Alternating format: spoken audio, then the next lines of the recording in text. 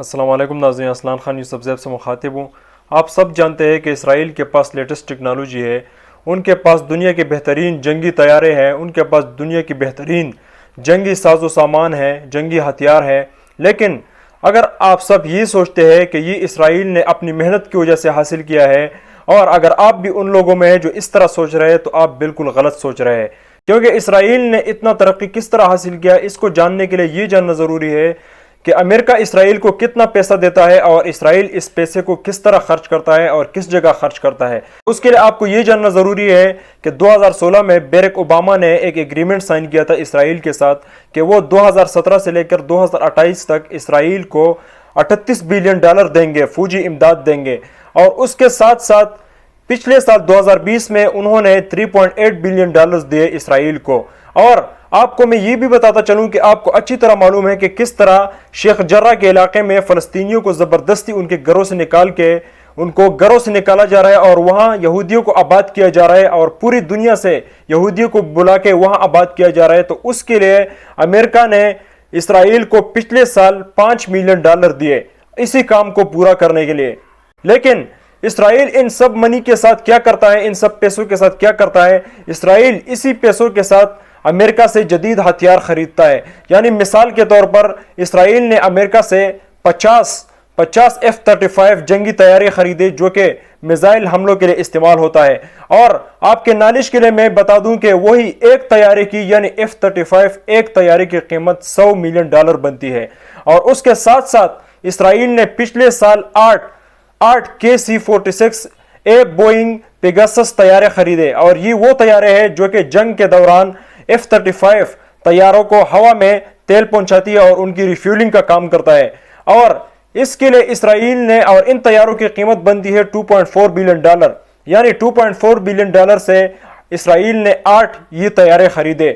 اور آپ سب کے علم میں ہے کہ جب یہ حماس اور اسرائیل کے درمیان یہ پچھلے دنوں کنفلکٹ چل رہا تھا، تو جس طرح حماس نے اسرائیل پر راکٹ فائر کیے، تو اسرائیل کے پاس آگے سے ان کا اپنا جو آئرن ڈوم جو کہ ان کا میزائل ڈیفنس سسٹم تھا، تو اس نے کس طرح کام کیا اور کس طرح انہوں نے حماس کے حملوں کو ناکام بنایا۔ تو بیسیکلی یہ جو آئرن ڈوم سسٹم ہے، اس آئرن ڈوم سسٹم کو کامیاب بنانے کے لیے اور اس کو بہتر بنانے کے لیے، اسی آئرن ڈوم کے لیے امریکہ نے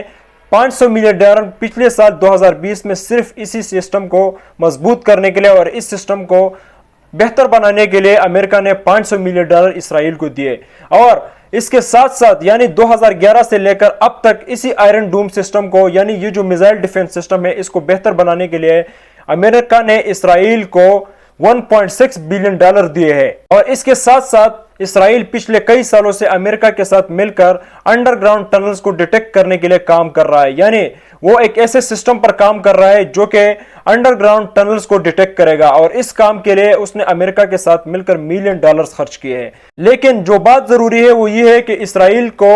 امریکہ کیوں سپورٹ کرتا ہے، اور امریکہ ان کو اتنی بڑی مقدار میں فوجی امداد اور اتنی بڑی مقدار میں وہ کس طرح ان کو اسلحہ اور یہ چیزیں دیتا ہے، اور یہ کس کام کے لیے دیتا ہے۔ تو اس کا مقصد صرف یہ ہے کہ اس کا مقصد بالکل واضح ہے کہ جس طرح امریکہ اور اسرائیل دونوں یہی چاہتے ہیں کہ وہ گریٹر اسرائیل بنائے، اور گریٹر اسرائیل بنانے کی تیاری وہ کر رہے ہیں، اور اس کے لیے وہ یہی چاہتے ہیں کہ وہ مشرق وسطیٰ کے جتنے بھی ممالک ہیں ان کو قبضہ کرے، اور اس کے ساتھ ساتھ یعنی مکہ اور مدینہ کو چھوڑ کر باقی پورے عرب پر وہ قبضہ کر لے۔ اور وہ اس کے ساتھ ساتھ یہ بھی ارادے رکھتے ہیں کہ مسجد الاقصی کو شہید کر کے اس پہ تھرڈ ٹیمپل بنایا جائے اور وہاں تخت سلیمانی کو رکھا جائے، تاکہ پوری دنیا میں ان کی بادشاہت قائم ہو جائے۔ اور اسی لیے وہ اس کی تیاری کر رہے ہیں، اور امریکہ اس لیول پر اسرائیل کو سپورٹ کر رہا ہے کہ وہ ایک تگڑی ملٹری فورس بن جائے اور وہ پوری دنیا کے ساتھ مقابلے کرنے کے لیے تیار ہو جائے۔ لیکن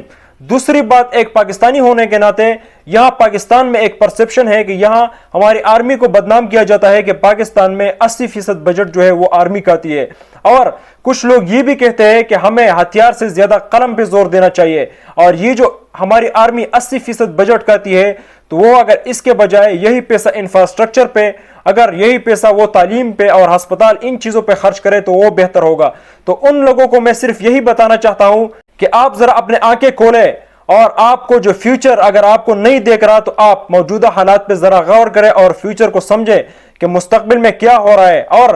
یہ تو ایک ان کا پروپیگنڈا ہے کہ پاکستان آرمی 80% بجٹ کرتی ہے، حالانکہ یہ بات بالکل غلط ہے۔ پاکستان آرمی کی بجٹ جو ہے وہ بنگلہ دیش کی آرمی کی بجٹ سے بھی کم ہے۔